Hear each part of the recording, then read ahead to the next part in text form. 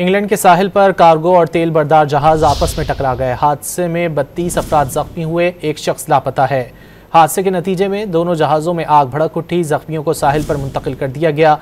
बरतानवी coast guards के तर्जुमान के मुताबिक अमले का एक फर्द अभी तक लापता है।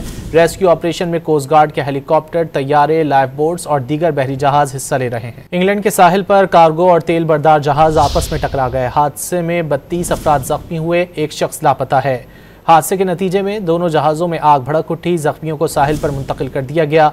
बरतानवी कोस्ट गार्ड्स के तर्जुमान के मुताबिक अमले का एक फर्द अभी तक लापता है। रेस्क्यू ऑपरेशन में कोस्ट गार्ड के हेलीकॉप्टर, तैयारे, लाइफ बोट्स और दीगर बहरी जहाज हिस्सा ले रहे हैं। इंग्लैंड के साहिल पर कार्गो और तेल बरदार जहाज आपस में टकरा गए। हादसे में 32 अफराद जख्मी हुए, एक शख्स लापता है। हादसे के नतीजे में दोनों जहाज़ों में आग भड़क उठी। जख्मियों को साहिल पर मुंतकिल कर दिया गया। बरतानवी कोस्ट गार्ड्स के तर्जुमान के मुताबिक अमले का एक फर्द अभी तक लापता है। रेस्क्यू ऑपरेशन में कोस्ट गार्ड के हेलीकॉप्टर, तैयारे, लाइफ बोट्स और दीगर बहरी जहाज हिस्सा ले रहे हैं।